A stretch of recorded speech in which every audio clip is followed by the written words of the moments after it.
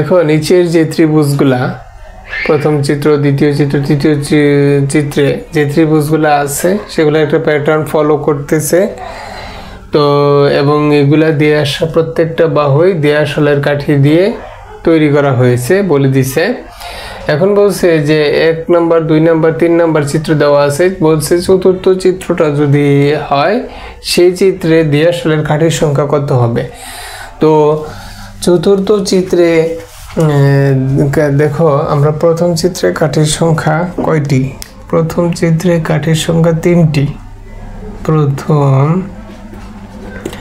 আমরা ক নং সমাধান করি। প্রথম চিত্রে কাঠির সংখ্যা 3টি। প্রথম চিত্রে কাঠির সংখ্যা 3টি। এই যে 1 2 3 3টি। এরপর দ্বিতীয় চিত্রে কাঠির সংখ্যা হচ্ছে 1 2 3 4 5 5টি। তৃতীয় চিত্রে কাঠির সংখ্যা 1 2 3 4 5 6 7 7টি। 7টি কাঠির সংখ্যা। তাহলে কাঠির সংখ্যা যথাক্রমে সুতরাং কাঠির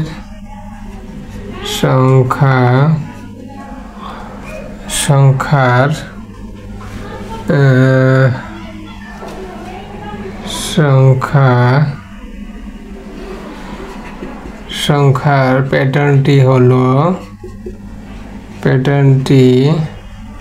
এখানে দেখো কাঠির সংখ্যার প্যাটার্নটি হলো 3 5 7 এভাবে চলতে থাকবে। তাহলে চতুর্থ চিত্রে দেয়াশালের কাঠির সংখ্যা বের করো। এখন দেখো চতুর্থ চিত্রে কাঠির সংখ্যা আমরা যদি চতুর্থ চিত্র আঁকতাম তাহলে দেখো এখানে আমরা খেয়াল করি 3 আর 5 এই দুইটাতে কি পার্থক্য 2, আবার 5 এবং 7 এই দুইটার পার্থক্য তো 2। তাহলে এইখানেও এমন একটি সংখ্যা হবে, মানে চতুর্থ চিত্রে এমন সংখ্যা হবে যে দুইটার পার্থক্য হবে 2, যে দুইটা পার্থক্য 2। তাহলে 2 পার্থক্য এমন সংখ্যা কোনটি? দেখো 3-এর সঙ্গে 2 যোগ করলে 5 হয়, 5-এর সঙ্গে 2 যোগ করলে 7 হয়, 7-এর সঙ্গে 2 যোগ করলে 9 হবে। তাহলে এই যে পরবর্তী সংখ্যাটি হবে, প্যাটার্নের পরবর্তী সংখ্যাটি হবে 7-এর সঙ্গে 2 যোগ করলে 9, 7-এর সাথে 2 যোগ করলে 9। তাহলে চতুর্থ চিত্রে দেয়াশালের কাঠির সংখ্যা হবে, আমরা একটু লিখব যে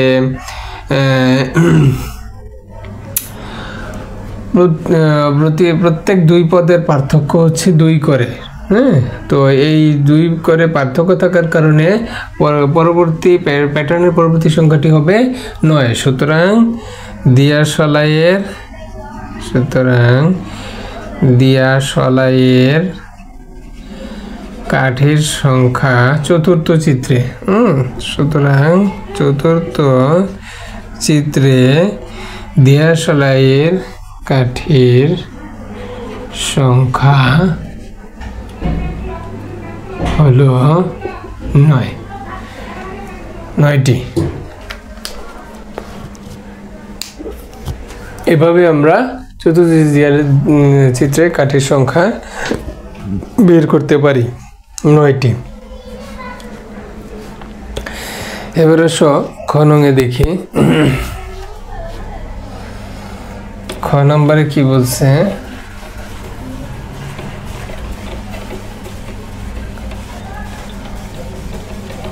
ক নং শেষ।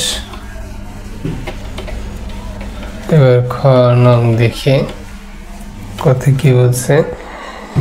আমরা ক্রমটা একটু লিখে রাখি যে ক্রমটা ছিল, প্যাটার্নের সংখ্যার ক্রমটা ছিল 3 5 7 9 7 9। এখন খতে বলছে যে প্যাটার্নের পরবর্তী সংখ্যাটি কিভাবে বের করবে।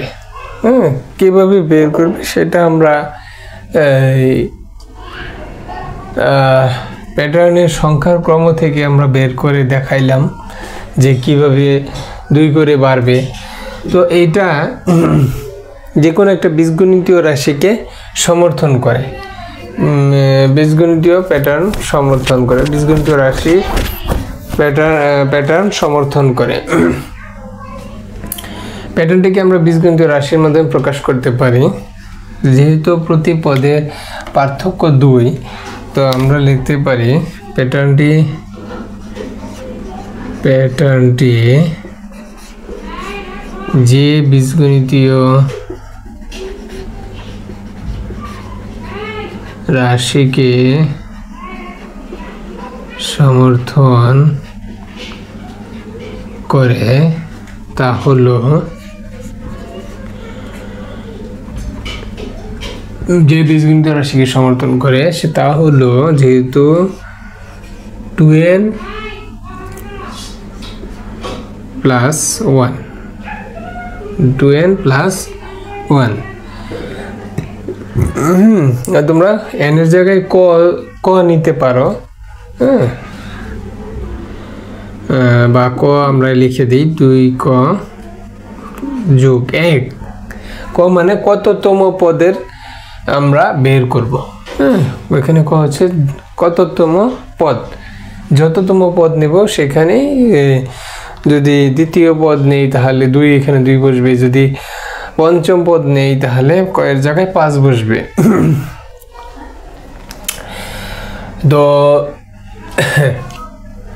তো আমরা এখানে প্যাটার্নটির পরবর্তী সংখ্যাটি, তাহলে প্রথম, দ্বিতীয়, তৃতীয়, চতুর্থ, আমরা যেহেতু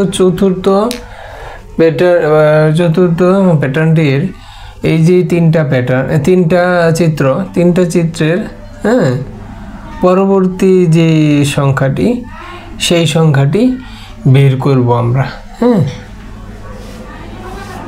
তো সুতরাং চতুর্থ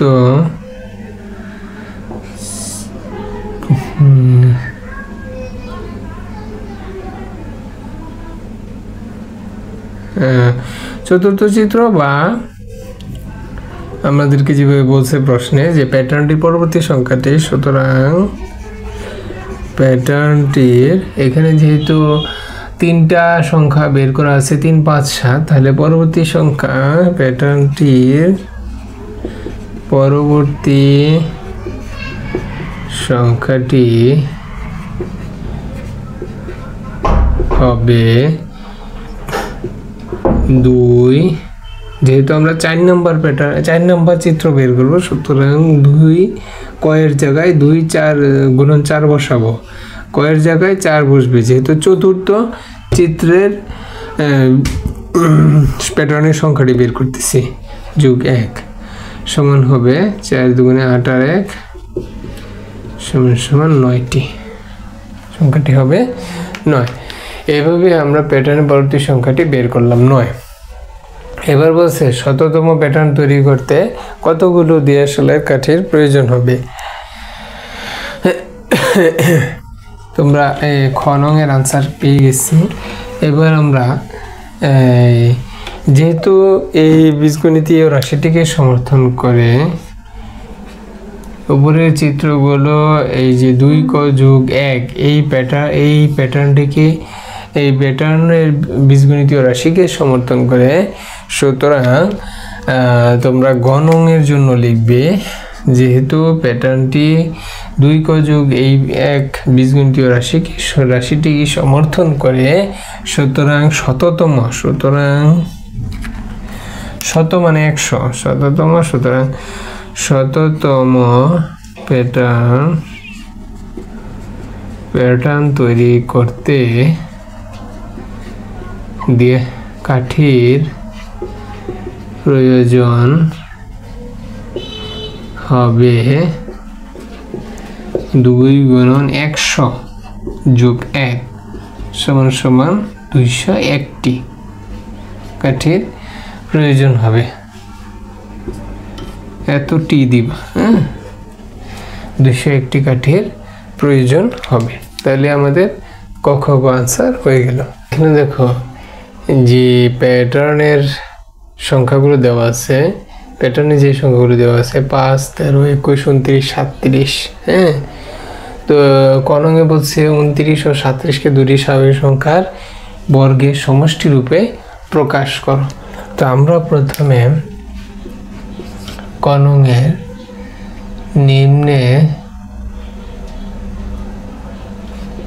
নিম্নে সংখ্যা 29 ও 37 কে স্বাভাবিক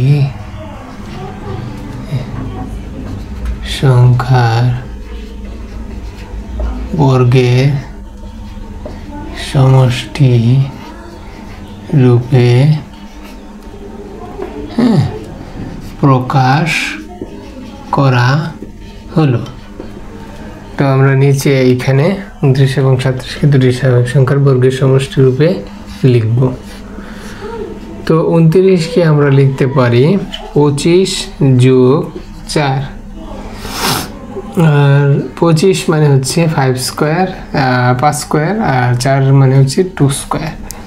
তাহলে 29 কে কিন্তু আমরা এই যে 5 স্কোয়ার এবং 2 স্কোয়ার, 2, 5 এবং 5-এর বর্গ এবং 2-এর বর্গের সমষ্টি রূপে প্রকাশ করলাম। এই 29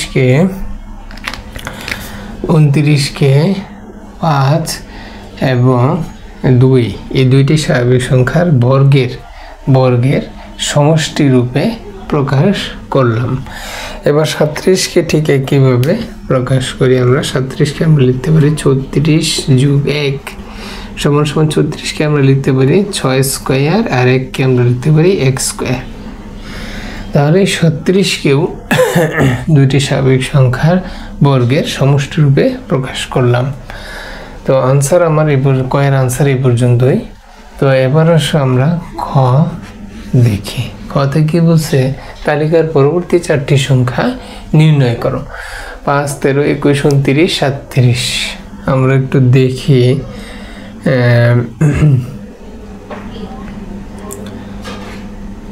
যে সংখ্যার যে প্যাটার্নটি দেওয়া আছে 5, 13, 21, 29, 37।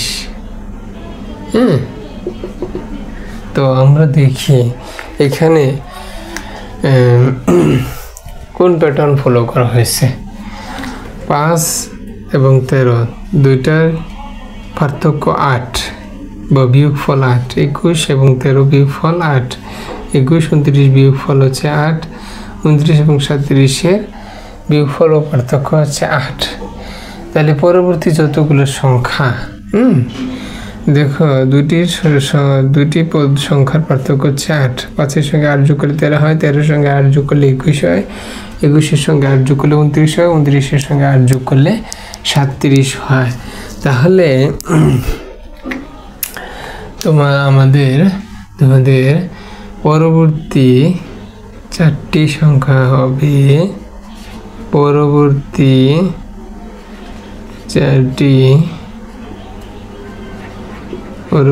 4টি সংখ্যা হবে যথাক্রমে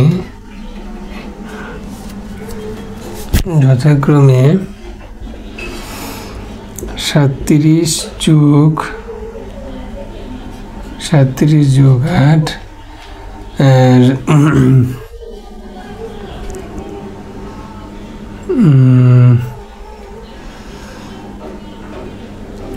37 যোগ 8 যোগ করলে কত হয়? 37 যোগ 8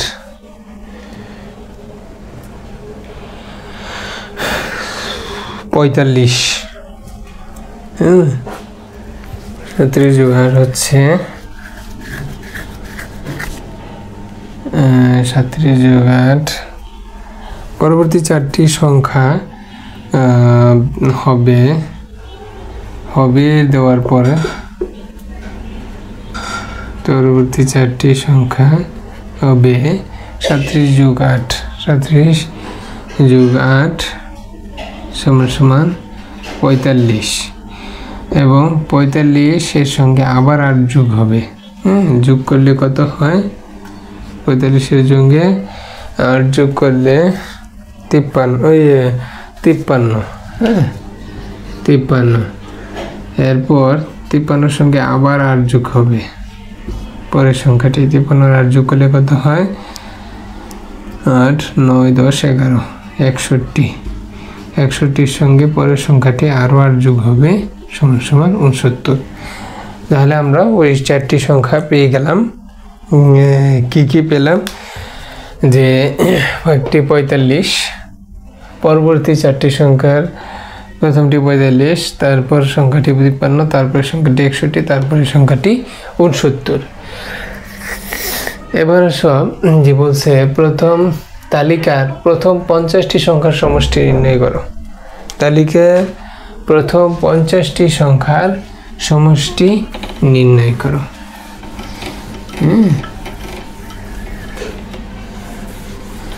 তো আমাদেরকে এখানে একটা বিষয় খেয়াল করতে হবে যে 50টি সংখ্যার সমষ্টি নির্ণয় করতে বলছে। তাহলে আমাদের স্বাভাবিক সংখ্যার যে সমষ্টি নির্ণয় করার যে সূত্র সেটি এখানে অনুসরণ করতে হবে এবং আমাদেরকে প্যাটার্নটি যে বীজগণিতীয় রাশিকে সমর্থন করে সেটা আমাদের জানতে হবে। যেহেতু এখানে প্রতি পদের পার্থক্য 8, তাহলে প্যাটার্নটি যে বীজগণিতীয় রাশিকে সমর্থন করে সেটি হবে 8 ক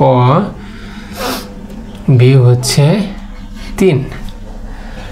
8 ক এই যে প্যাটার্নটি এই যে প্যাটার্নটি সংখ্যা প্যাটার্নটি যে বীজগণিতীয় রাশিকে সমর্থন করে সেটি হচ্ছে 8 ক বিয়োগ 3। তো আমরা দেখি, কারণ এখানে যদি তোমরা প্রথম সংখ্যাটি বের করতে যাও তাহলে 8 বিয়োগ 3 সমান 5, এবং দ্বিতীয় সংখ্যাটি যদি বের করতে যাও 8 দুগুণে 16, 16 থেকে 3 বাদ দিলে 13। এভাবে এই সমস্ত সংখ্যাগুলোই এই 8 ক বিয়োগ 3 এই প্যাটার্নটিকে সমর্থন করে। এই প্যাটার্নটি ব্যবহার করে আমরা যে কোনো সংখ্যা প্যাটার্নের যে কোনো পদের মান আমরা বের করতে পারবো। তো আমরা প্রথমে যে বীজগণিতীয় রাশিকে সমর্থন করে সেটা বের করলাম, 8 ক বিয়োগ 3। সুতরাং 50তম পদ তালিকার বা প্যাটার্নের তালিকার 50তম পদ 50তম পদ কত হবে? 8 গুণন 50, কয়ের জায়গায় 50 হবে। তো আমরা কত পাই? 5 8 40। 400 বিয়োগ 3, 400 থেকে 3 বাদ দিলে 400 থেকে যদি আমরা 3 বাদ দিই 400 থেকে 3 বাদ দিলে 397। তাহলে আমরা 50তম পদ কিন্তু পেয়ে গেলাম। এখন বলছে 50টি পদের সমষ্টি। 50তম পদ আমরা বের করলাম, কারণ 50তম পদ হচ্ছে তালিকার 50টি পদ, যেহেতু সমষ্টি বের করতে বলছে তাহলে 50টি পদের সমষ্টি বের করার জন্য শেষ পদ মানে হচ্ছে 50তম পদ। তো আমরা লিখি যে তালিকার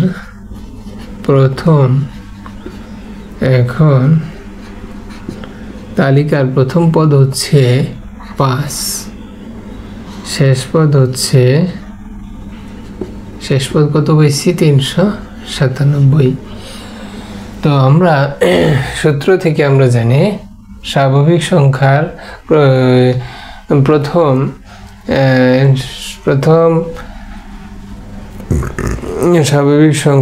স্বাভাবিক সংখ্যার ক্রমিক স্বাভাবিক সংখ্যার